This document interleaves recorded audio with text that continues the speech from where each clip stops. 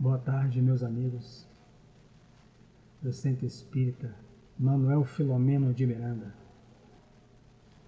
Que Jesus nos abençoe, que Jesus envolva todas as nossas famílias e formulando votos de paz e rogativas de inspiração aos bons espíritos, vamos falar sobre um tema: educar sentimentos. Em João, capítulo 9, versículo 1 a 41 do Novo Testamento, os apóstolos, passando em frente ao Sinédrio, um homem grita por Jesus: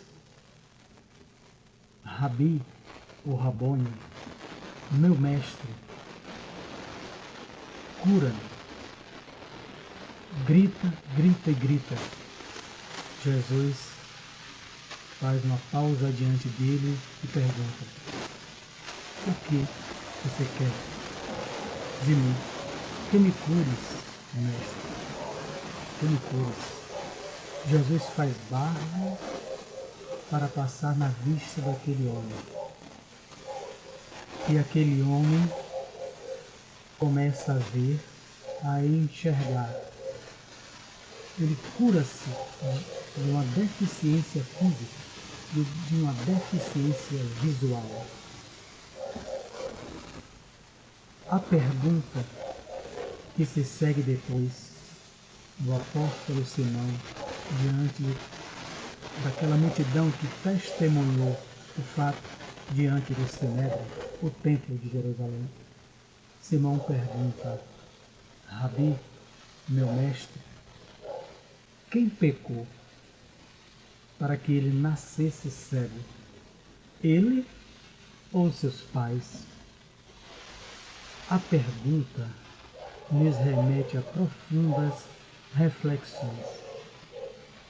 Havia entre os discípulos, entre os hebreus, judeus como chamamos atualmente, a crença na vida futura, a crença na pré-existência da alma e a crença naquilo que conhecemos graças ao Espiritismo como reencarnação. Senão não haveria sentido na pergunta porque aquele homem, conhecido da população local, nascera cego, uma doença congênita. Nascera cego. Ora,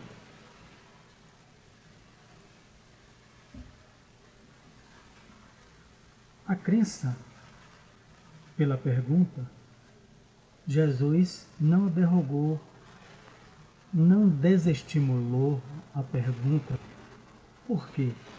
Porque aquela crença é milenar, 5.000 a 3.000 anos antes do Cristo, já se tinha a mesma crença que originou a pergunta do apóstolo Simão. Segundo Emmanuel, no livro A Caminho da Luz, os indianos, espíritos que vieram de um planeta sob o sistema solar de Capela, que chegaram à Terra, vieram à Terra em degredo. Eu não teria como explicar aqui, mas indico o livro A Caminho da Luz para quem quiser se aprofundar e conhecer mais sobre o tema. Esses espíritos, nas civilizações antigas, trouxeram a ideia, os primeiros, os indianos, a ideia do que conhecemos com a palavra reencarnação. A palavra reencarnação para 164 anos, em 18 de abril de 1850, de 2021, 164 ou 165 anos. Ela foi criada por Allan Kardec, é um neologismo. Reencarnação, não a ideia. Então, os indianos trouxeram essa ideia no sânscrito, no seu Bhagavad Gita, os poemas dos Vedas. Os egípcios vieram na esteira dos indianos, espíritos também que vieram de um planeta do sistema solar, da cabra, ou capela, ou caprino, que reencarnaram e trouxeram a ideia da pré-existência da alma, da reencarnação e da continuidade da vida após a morte do corpo físico. Entretanto, os indianos, tanto quanto os egípcios, passaram à posteridade a ideia da transmigração das almas em novos corpos, com o sentido da mentempsicose, ou seja, da psique, da alma, a transmigração da alma a novos corpos. Eles trouxeram, e baseado na mitologia egípcia, que quando o cidadão morre, a alma sai do corpo. Anubis, o deus chacal, corpo de humano, cabeça de um chacal, era a época do politeísmo. O morto é enterrado com a moeda ou nos olhos ou debaixo da língua. Anubis abre a boca do morto, é uma mitologia, um simbolismo. Retira a moeda, coloca o morto, a alma do morto, na sua embarcação, atravessa o rio Nilo, sai de uma margem e atravessa o morto no seu barco para a outra margem, ou seja, da margem física do mundo carnal ao mundo espiritual. Anubis, o deus chacal, conduz a alma dos mortos e leva a um tribunal com 42 deuses, onde Osíris é o juiz do submundo, onde tem Maat, a deusa da verdade, onde tem Shai, a deusa do destino, e mais 40 deuses. Anubis recolhe o coração do morto, do recém-desencarnado, coloca na balança. Shai coloca a pena que simboliza a verdade, na balança, no prato. O coração não pode pesar mais do que uma pena. Senão, o que acontece? O morto será entregue, a alma do morto, a Amit, onde o devorador de corações, o devorador de sentimentos, que ele mentiu, que ele tisnou, que ele transgrediu a lei dos deuses. Então, ele é entregue àquele ser mitológico que o devorará. Primeiro estágio. O segundo, que é o que todo mundo espera na mitologia egípcia, é ir ver que o coração está no equilíbrio com a pena. Então a alma teve uma boa conduta, o ser teve um bom comportamento moral diante dos deuses, diante do seu próximo. E ele segue no carro do faraó para os trigais do rio Nilo. É o paraíso, é o reino de Deus, trazido pelos egípcios. A ideia do paraíso, do reino de Deus, o reino do céu. Reino dos deuses na época, né? Politeísta. A terceira opção, a pessoa que se comportou, teve uma conduta muito equivocada, merece o castigo dos deuses, que é mentempsicose, ou a transmigração das almas em novos corpos, conforme a gravidade do seu comportamento. Pode nascer em corpos humanos, se cometeu erros com atenuantes, erros graves em corpos de animais. É essa a ideia que Pedro tem ao perguntar a Jesus. Reencarnar é sofrer o castigo não mais dos deuses, porque Pedro é monoteísta, mas reencarnar é sofrer ainda o castigo de Yahvé, ou Jeová. Então, quem pecou, mestre? Ele ou os pais dele? Era a crença que tinha no Antigo Testamento, que o filho poderia pagar pelos erros dos pais. Os erros dos pais.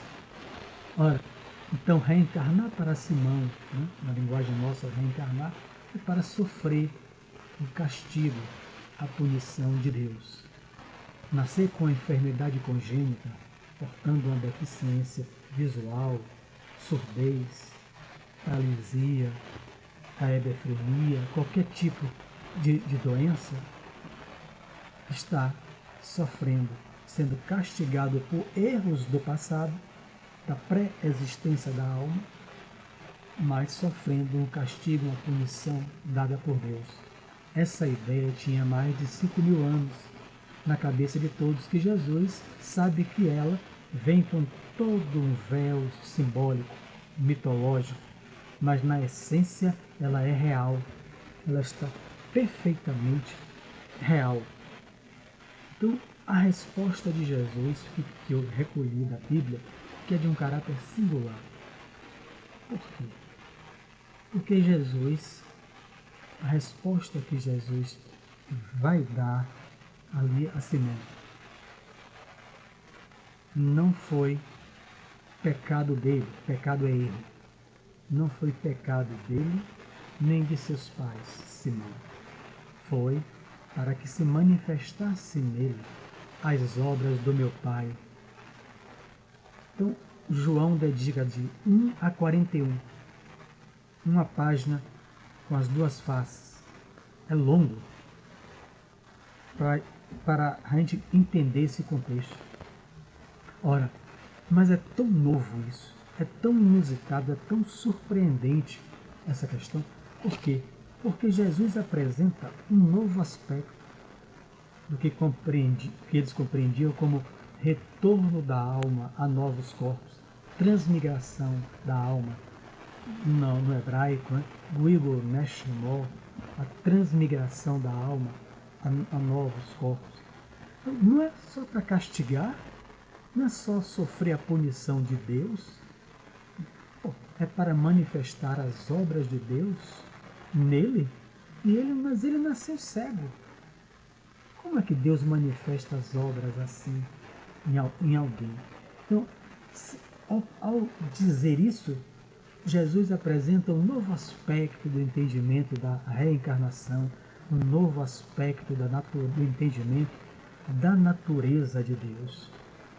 Não é um Deus que castiga, não é mais um Deus que pune, não é aquele Deus que impõe castigo aos seus filhos. É um Deus Pai que quer que seus filhos se eduquem os seus sentimentos. Vamos acompanhar a história narrada por João. O cego fica curado. Jesus, ele vai para o Sinédrio, ele estava à frente do templo, tem que se apresentar porque ele já não tem uma deficiência física, ele já pode se reingressar ao mercado de trabalho, ele pode voltar a ter uma vida na sociedade, onde ele pode ser absolutamente útil, trabalhando, já que ele estava vivendo da mendicância, segundo a Bíblia. Então, aqueles que eram curados, Jesus orientava, vá ao Sinédrio, que controlava toda a população hebraica sob a tutela maior do imperador romano, Herodes.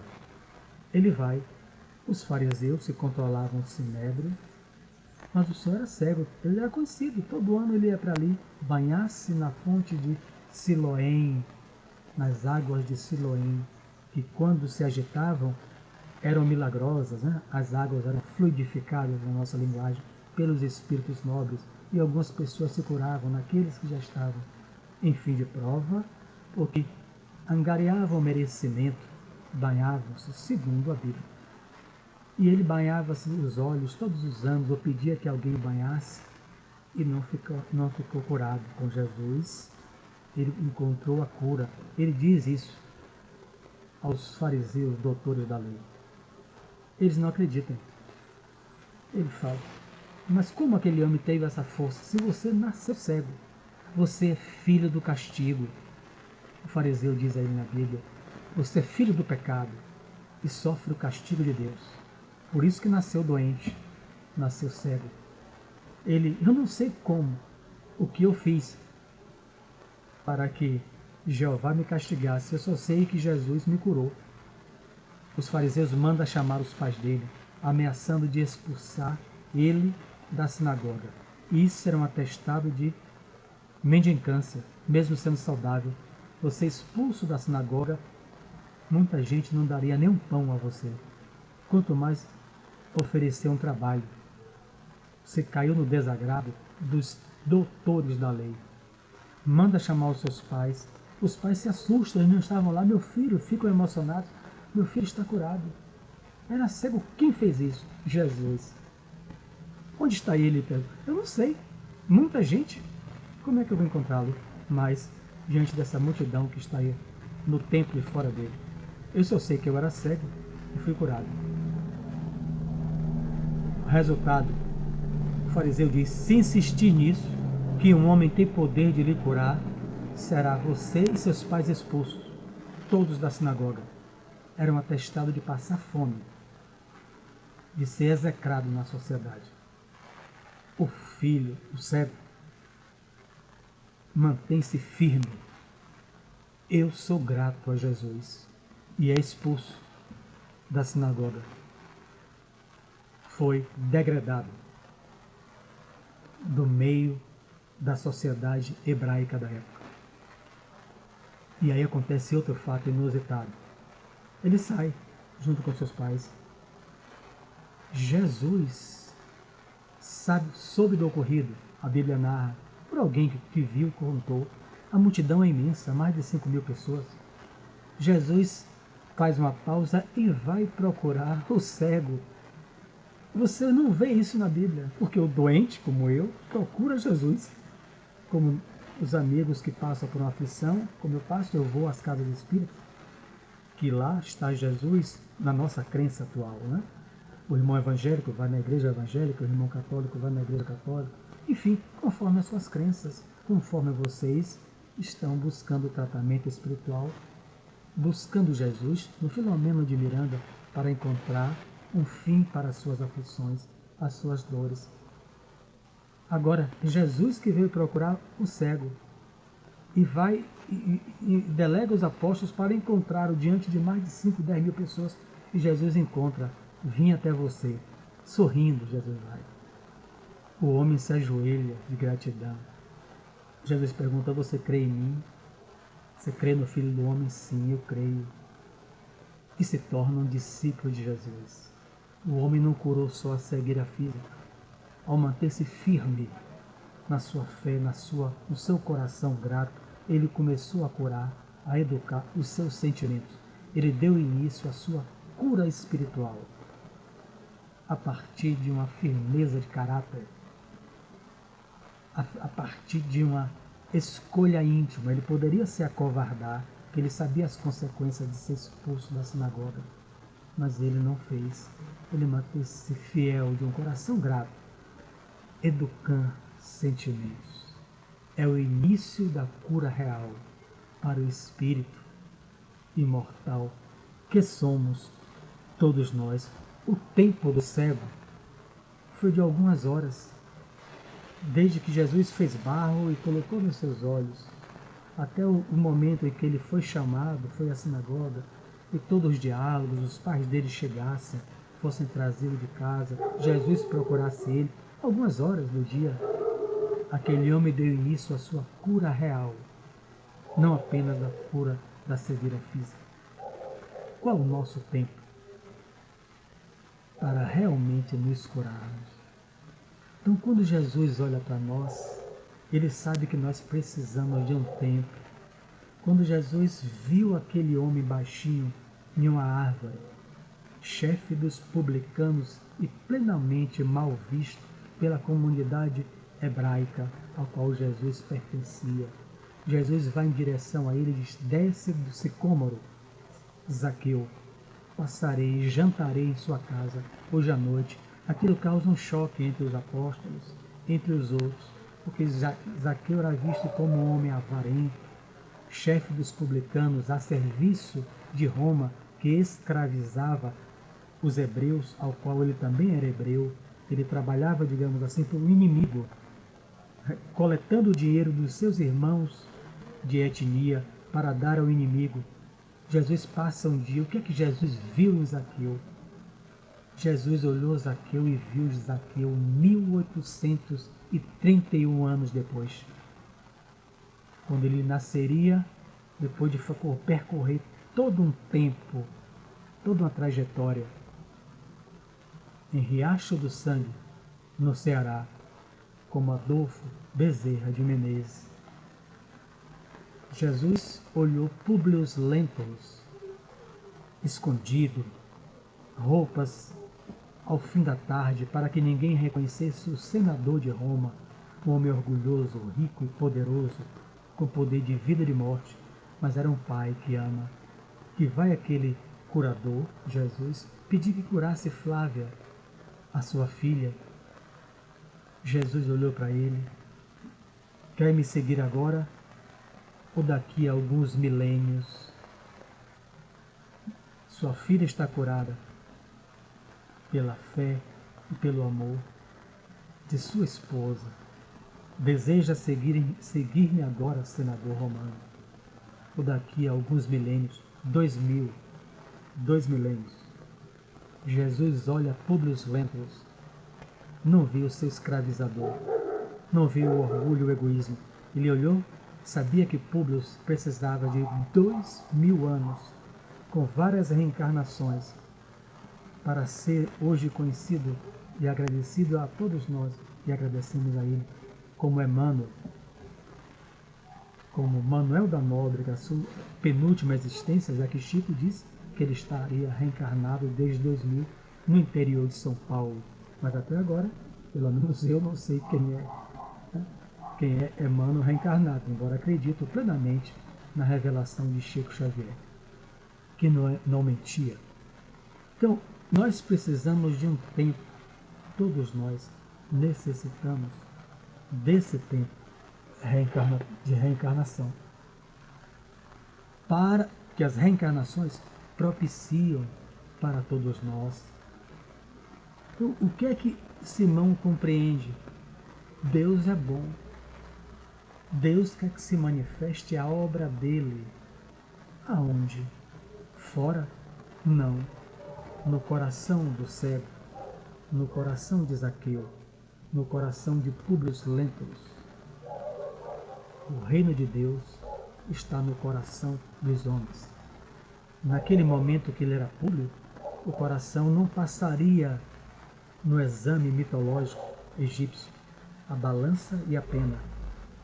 O coração, onde estava o coração, ia pender mais.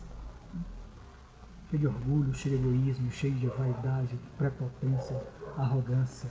Cada um de nós temos o nosso tempo. Deus sabe, Jesus o sabe, para ir tornando leve os nossos sentimentos, educando os nossos sentimentos. É isso que ele está falando. É isso que Jesus vem nos dizer. É impossível haver metempsicose. O Espírito reencarna sempre ao caminho para avançar, espiar o passado e progredir. Questão 166 do Livro dos Espíritos. Eu espio aquilo que eu agreguei dentro de mim, mas eu tenho outro objetivo embutido, que é progredir intelectualmente, moralmente e espiritualmente. Estão fechados, entrelaçados, juntos. Então traz isso. O espírito que habitou no corpo humano nunca poderá retornar a um corpo de animal. Nós, como princípio, já atravessamos pelo reino animal, vegetal, mineral. Princípio. Mas espírito com E maiúsculo, só fazemos avançar ou estacionarmos nos mesmos equívocos, nas mesmas ilusões, conforme descreve no Livro dos Espíritos. Então, o objetivo de reencarnar, qual é? A doutora Ellen Van Bach, trazendo para o lado da ciência, saindo da Bíblia um pouco, ela, ateia, americana, psicóloga, tem uma regressão tocando em livros e quer compreender o que ocorreu com ela, porque ela rememorou uma existência, uma vivência de uma vida passada dela. Mas ela não acreditava nem em Deus, quanto mais em espírito, quanto mais em pré-existência da alma, em reencarnação. Mas aquilo ficou tão vivo em sua mente, ela, uma pessoa conceituada, desencarnou em 85, que ela consegue captar recursos de laboratórios com uma grande equipe e por 16 anos ela faz pesquisas de regressão a vivências passadas. A pessoa no divã, 750 voluntários, muitos ateus, outros evangélicos, a maioria americana, espírita não tinha nenhum, católicos outros, enfim. E ela estabelece 10 perguntas. 10. Sempre 10 perguntas. E uma das perguntas é: qual o objetivo? Todas as mesmas 10 perguntas para 750 pessoas. Qual o objetivo em reencarnar? Depois que a pessoa retornava e dizia: eu me sinto bem, eu estou com pessoas, eu não tenho a mesma forma do meu corpo, mas sou eu sei que sou eu. Eu estou diante de pessoas que eu amo, pessoas que não são aquelas que eu conheço durante o estado de vigília, na reencarnação. Ninguém falou reencarnação, porque não havia nenhum espírito. Mas é impossível não falar sobre reencarnação, porque já está incorporado ao meu vocabulário, como de vocês que me ouvem. Então, as pessoas rememoravam aquilo ali. Então, por que, se você estava tão bem? Qual o motivo? Ah, porque não estava tão bem assim. Às vezes eu ia para um canto e chorava. Às vezes eu não conseguia ir para outros locais, que algo interno me impedia, me levando a tristeza, a aflições.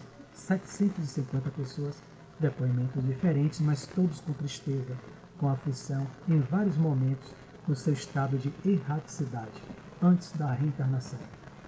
Então, qual o objetivo maior? 97,4% ou 6%, segundo as pesquisas de Ellen Wambach, que Hermínio de Miranda estuda e trabalha sobre essas pesquisas no livro Nossos Filhos São Espíritos.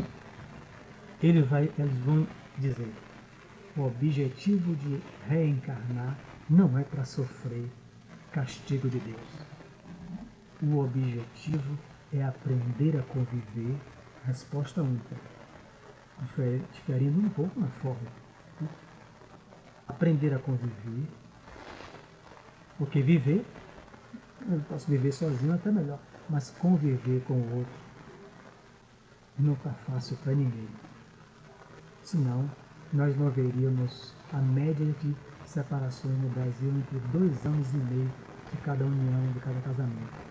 E como aumentou o índice de separações durante os meses ainda ocorre da pandemia, na Inglaterra, no Brasil, para estar uma pessoa num canal fechado, mas por que você resolveu se separar agora e não antes? Porque antes eu podia suportá-la, porque eu saía de segunda a sábado para trabalhar, e ela também. Eu só a encontrava 10, 11 da noite. Isso nos momentos em que eu vagava, tinha vaga para o celular. Olhava, jantava e ia dormir. Mas e por que agora? Agora eu tive que, não pude ir para o trabalho nem ela. Nós convivemos o tempo todo dentro de casa. É insuportável conviver com ela, e ela dizia com ele. Por isso, ambos decidiram juntos: vamos nos separar. Então, aprender a conviver. Infelizmente, muitos de nós estamos sucumbindo. Não estamos passando na prova que escolhemos antes de reencarnar. A segunda, que é na mesma pergunta: aprender a amar sem posse, sem apego. O meu filho, conforme o livro de Hermínio de Miranda, não é meu. Nossos filhos são espíritos. E quem cria espírito é Deus. Em verdade, o meu filho é meu irmão, que somos ambos filhos de Deus. Mas muita gente mata a mulher porque a mulher é dele. E se ele compreende que a mulher não quer mais ser dele, quer terminar o relacionamento, ele se torna um feminicida.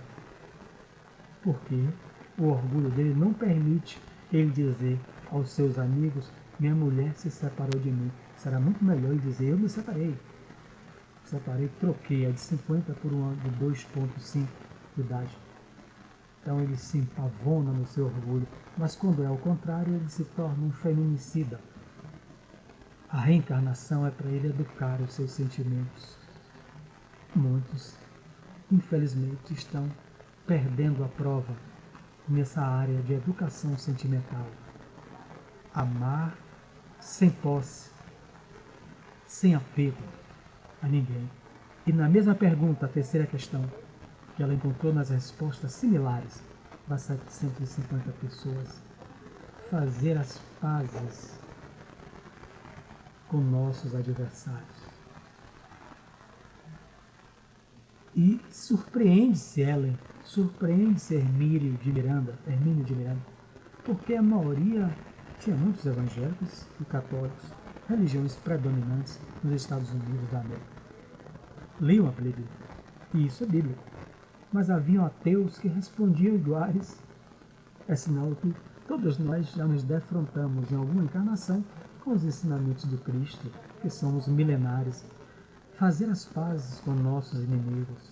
97,6% das pessoas, 99% da oitava pergunta. Você reencarnou para adquirir posses, ter dinheiro, fazer fortuna? Só 1% pediu. 99% pediu não. Ninguém quer ser miserável. Está na mendicância, mas querem ser filho de operários, lutar para estudar, para sobreviver, conseguir tudo com fruto do trabalho, do esforço, da perseverança. 99%. Quando a gente encarna, a gente muda. Sexta-feira é jogar na Mega Sena, na Lotocena, no jogo do bicho, o que tiver a gente está jogando, porque a gente quer mudar a nossa condição. Então veja, por que isso? Devido ao esquecimento que o corpo propicia. Né? Então a gente vem e muda. Então, nós vemos isso, é uma obra que eu estou estudando, pretendo estudar outras, de Zygmunt Bauman, o grande sociólogo já desencarnado polonês, várias obras dele, Modernidade Líquida, Amor Líquido. Então ele faz essa análise da sociedade atual, ele cria um termo como a liquidez do amor. O amor já não tem mais consistência. As pessoas andam desconfiadas umas das outras, com medo umas das outras. Antigamente, ele faz uma análise na obra, as cidades na época medieval criavam muros extensos em torno do seu feudo, da sua cidade, para se proteger dos outros clãs, dos outros cidadãos de outras cidades, que porventura passassem fome e quisessem invadir a sua cidade. Hoje em dia a gente continua fazendo isso, segundo Zygmunt Bauman, nos condomínios, os condomínios com muros fechados, cercas elétricas, câmeras, vigilância armada, carro blindado, quarto bunker, como eu vi em entrevista com a jornalista da Globo que mora na Saúde, aqui na Bahia, esqueci o nome dela, agora todos nós gostamos. Ela acompanhando um homem rico no Rio de Janeiro, saindo de uma ilha, um condomínio de alto padrão, cercado de câmeras, seguranças, cachorros, no seu carro blindado, com um carro atrás, com 4 seguranças armados, e ele tinha no quarto dele um bunker. Bunker é aquilo criado nas guerras, que os ingleses faziam debaixo do solo, onde as bombas caíam sobre Londres e as pessoas desciam para os bunkers se proteger da Luftwaffe, dos bombardeios nazistas, que destruíam suas casas, mas eles sobreviviam nos bunkers. Então ela viu quartos bunkers no Rio, em São Paulo, porque se o ladrão pular o muro, destraçalhar o cachorro, matar o guarda, o vigilante, atirar na câmara, invadir a casa, eu corro para o bunker e me escondo lá. Não seria melhor, segundo o Bauman, a gente parar, fazer uma pausa como um samaritano? Se eu tenho tanto na terra, será que eu estou contribuindo com empregos dignos às pessoas? Será que, além dos empregos dignos, eu não posso retirar uma parte daquilo que tanto me sobra para dar a uma instituição filantrópica séria? Asilo de crianças, órfãos, asilo de idosos, os templos religiosos sérios, todos eles que são sérios nos seus ideais, com seus líderes sérios. que recebem com a mão e repassam com as outras, com a outra. Para não ter medo do outro, ou deixar de ter medo do outro. Quando Regina Casé é que faz entrevista, muitos anos, ela pergunta ao homem saindo do carro blindado e o segurança lá fora, para que ele entrasse no shopping com a sua esposa para comprar uma bolsa Vuitton de 10 mil reais, 5 mil reais, 15 mil reais. Ela pergunta a ele e a ela: e quando chegar no shopping, quando vai no banheiro, os seguranças vão? Não, né? Vão ficar fora. Será que vocês não estão vulneráveis lá dentro do banheiro ou em algum outro local? Eles ficaram sem respostas.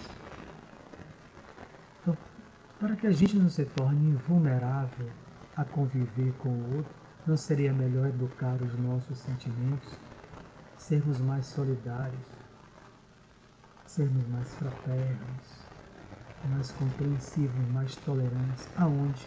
Aonde vai se dar esse tempo para isso? O tempo é propiciado pelas reencarnações, que já sabemos, repito, 5, 6, 7 mil anos atrás, pelos egípcios, pelos indianos e pelos egípcios, pelos hebreus com monoteísmo, que entendiam como ressurreição, aquilo que entendemos como reencarnação. O Espiritismo vem explicar quantas reencarnações precisaremos para educar os nossos sentimentos. Jesus veio à Terra uma vez. Ele veio para quê mesmo? Se, segundo Emmanuel, ele e os outros espíritos puros, eleitos do Senhor, se reuniram em derredor da Terra 2 vezes. A primeira, quando recebeu a bola de fogo, na linguagem de leigo, que se destacou do Sol, e Deus entregou a Jesus e aos espíritos puros. Forma um planeta para acolher os meus filhos. A segunda reunião dos espíritos puros na atmosfera terrestre seria a Terra para a vinda de Jesus. Mas ele já tinha construído o planeta. Para que vir? Ele veio para que se manifestasse a obra de Deus. É o que ele responde a Simão, no coração do homem. Trazer o seu exemplo. É por isso que ele é conhecido como guia e modelo na questão 625 do Livro dos Espíritos. É o Espírito mais perfeito.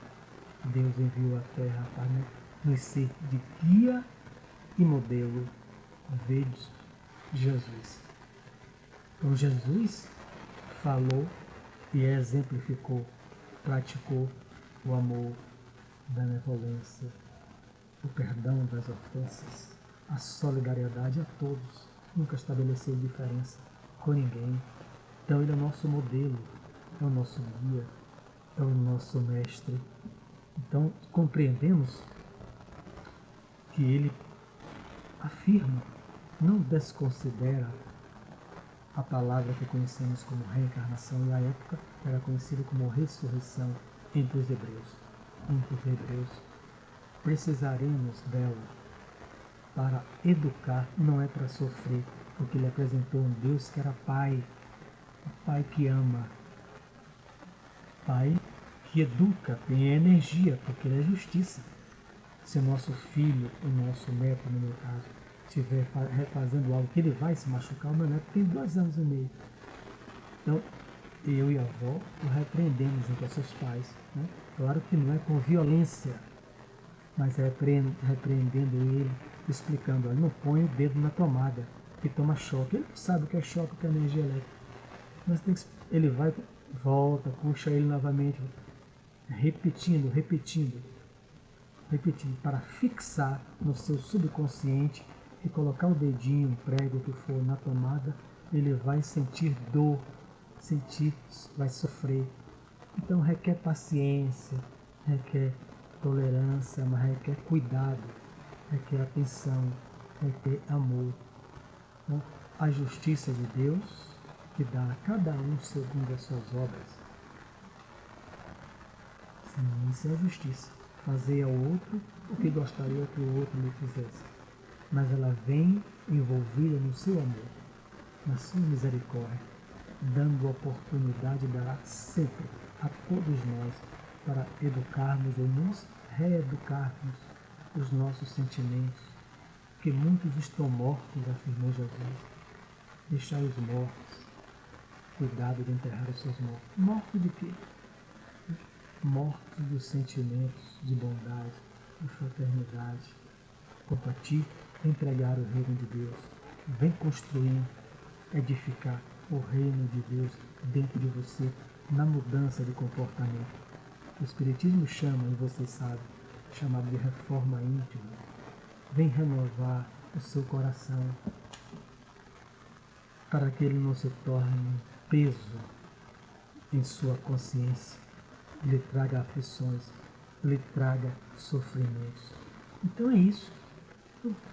Nós vemos o que Jesus traz de novo nesse diálogo no capítulo 9 de João 1 a 41, diante do cego de nascença. Manifestar.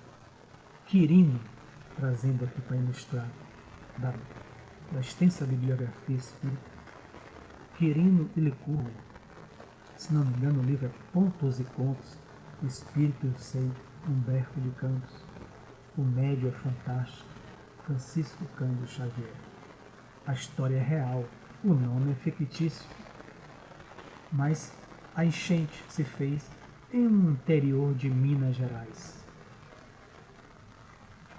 O prefeito da cidade mandou que algumas pessoas se evacuassem. E foram os barcos pegar as pessoas. Foram abertas as comportas de um açude, de uma represa, o rio subiu rápido. E os ribeirinhos, a casa estava 1 metro e pouco nas paredes. Retirando, havia um jovem de 22 anos, Quirino. Quirino detestava aquela vida que ele tinha, um interior simples, um lugar pobre. Ele sonhava em progredir, em ter um negócio, em ser um empresário. Ele sonhava em ir para Belo Horizonte ou São Paulo. O ideal era São Paulo à época. Mas ele era pobre e vivia de pesca. E nesse dia o prefeito pediu que todos fossem retirar os ribeirinhos pela enchente, porque eles tinham prática na embarcação, na navegação. Quirino retirou alguns e se lembrou do velho Licurgo, 70 e poucos anos, velho garimpeiro, que todos da cidade sabiam que tinha pedras preciosas no seu cofre e a chave que ele andava presa à cueca e nunca tirava. Um velho solitário, avarento, não dava uma moeda a ninguém.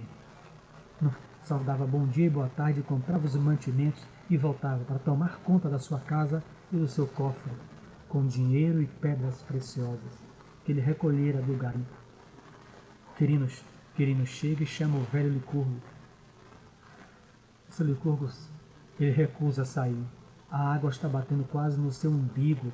Ele diz que ele confia que as águas vão baixar. Quirino chama. Quirino tem um insight. Vê a chave penduricada. É a oportunidade. Não havia mais ribeirinho nenhum. O velho das costas, ele enforca o velho. Ele é jovem, 22 anos. Enforca o velho. Afoga-o. O corpo vai boiar no rio. Antes ele retira a chave. Recolhe os diamantes, o ouro que tinha. Passa 1 mês, 2 meses para disfarçar e viaja para São Paulo. Quirino monta uma casa de pesca, artigos de pesca em São Paulo, na Avenida Ipiranga, e começa a prosperar. Quirino não vê, mas ao lado dele é uma sombra densa, irradiando o ódio, que nós conhecemos como obsessão espiritual. É o espírito do velho Licurgo. Imaginemos, a justiça humana nunca encontrou, nunca soube que Quirino é um assassino, é um latrocida. Se encontrasse, Quirino pegaria de 30 a 40 anos de cadeia. O que Deus faria? O que uma mãe faria? Se Quirino e Licurgo, ela soubesse que Quirino e Licurgo são irmãos consanguíneos, filho dela, ela ficaria feliz sabendo que o seu filho Licurgo foi assassinado pelo seu irmão, Um irmão prosperou, está bem, embora está com culpa, e o outro está morto.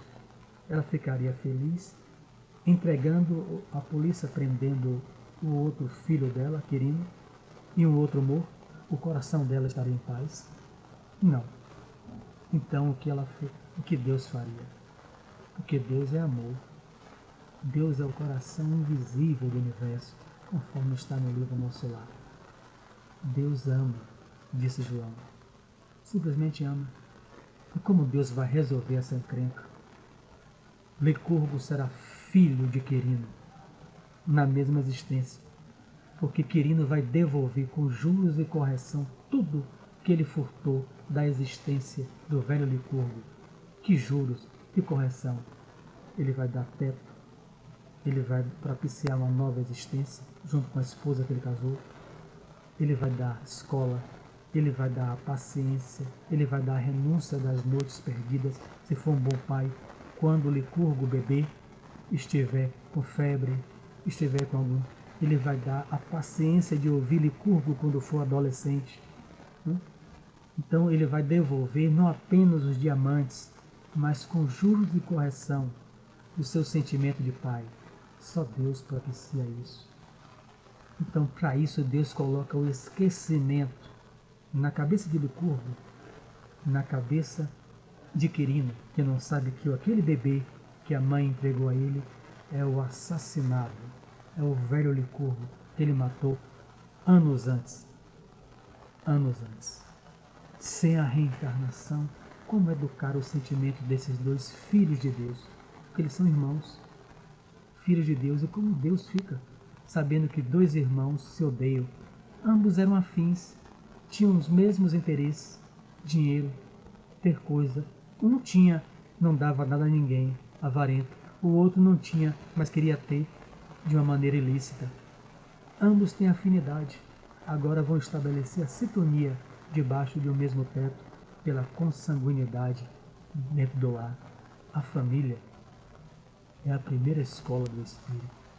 É ela onde nós aprendemos a educar novos sentimentos dentro de nós. Infelizmente, algumas estão falindo, estão ampliando ou deseducando os sentimentos dos filhos de Deus que chegam dentro dos nossos tetos.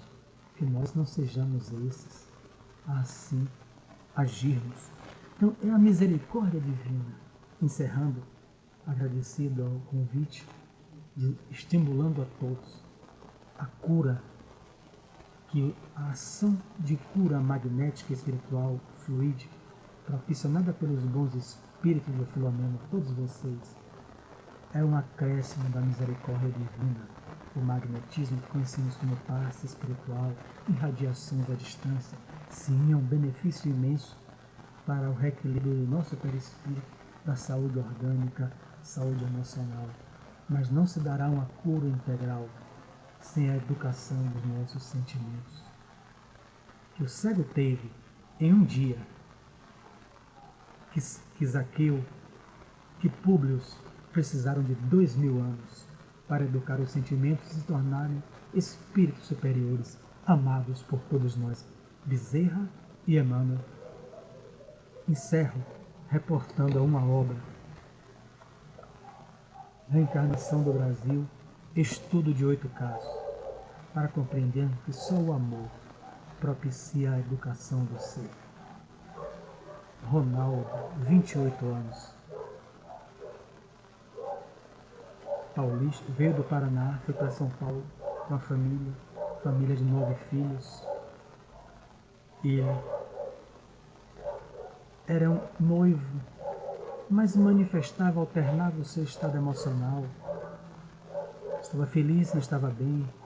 Se fosse para um psiquiatra, talvez dissesse que era bipolar. Não sei. Eu só sei que Ronaldo se mata aos 28 anos de idade, quando vai visitar a irmã. Alguns anos, 2 anos mais velha do que ele tinha 28, ele vai passar o final de semana com ela, porque ela o amava, Marta o amava. Era o irmão que ela mais amava. E ele chega, vai no banheiro, prepara a formicida tatu, coloca no refrigerante que a irmã deu Ele vai beber no quarto, ingere o veneno e começa a gritar. Ela entra com a mãe e vê o seu irmão, não consegue salvá-lo, morre nos seus braços. 1951, suicídio. 5 anos depois, 1956, essa irmã nunca esqueceu o irmão. Ela se torna espírita e pede a Jesus: eu amo tanto o meu irmão, e eu sei que ele está sofrendo, efeito das ações que ele cometeu. Me dá uma chance de eu ajudá-lo. Eu amo. 5 anos, ele dá comunicação e vai dizer: o seu amor vai me resgatar. O sofrimento dele é inenarrável na reunião mediúnica, pela médium Angelina. Ele diz: me ajuda, minha irmã, eu sofro tanto. O diálogo é longo. Ele sai, entra um espírito muito mau, que o estimulou ao suicídio. Ele acalentou as ideias suicidas, tinha as tendências, mas foi estimulado pelo espírito que tinha uma ação obsessiva, o espírito com muito ódio. Mas a irmã é firme no seu amor e pede. Só que ela tinha feito ligação das trompas, ela tinha 3 filhos e o médico ligou, porque ela quase desencarna. Mas ela pede: eu amo tanto, Deus vai encontrar um jeito. E nasceu Jacira, Ronaldo suicida. Só que os 9 meses que ela pediu e sonhava com ele em sombras, no útero dela, os 9 meses, ela quase desencarna. E o espírito Cristina dizia na mediúnica, que dizia a ela, que não frequentava a mediúnica, mas dizia aos outros, para levar o recado: o amor dela vai resgatar e atenuar os sofrimentos. Só um amor de mãe assim consegue. Ela absorveu no seu perispírito os fluidos que estavam intoxicados no perispírito de Ronaldo, fruto do veneno da forma de Cida Tatu. Ela vomitava veneno, não literalmente, mas substâncias escuras. Várias vezes, indo para o pronto-socorro, o marido levando.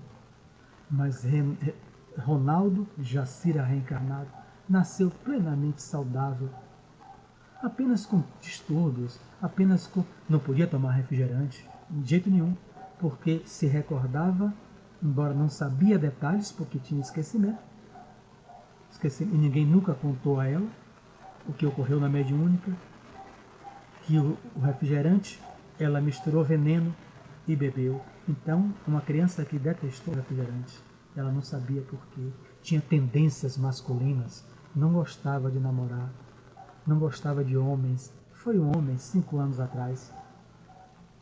O espiritismo e o amor de mãe propicia a reeducação dos sentimentos. Diria a irmã Cristina: sem o amor de mãe, sem como Deus estabeleceria o amor dele aos seus filhos aflitos no mundo espiritual. Ele encontra no útero materno e no coração de mãe o processo para reeducar os sentimentos dos seus filhos, para que eles nunca mais agridam o próximo ou agridam a si mesmo, matando o próprio corpo. Muito obrigado a todos que nos ouviram. Que Jesus abençoe esta casa e a todos vós. Jesus nos envolva nas vibrações de paz, agora e sempre.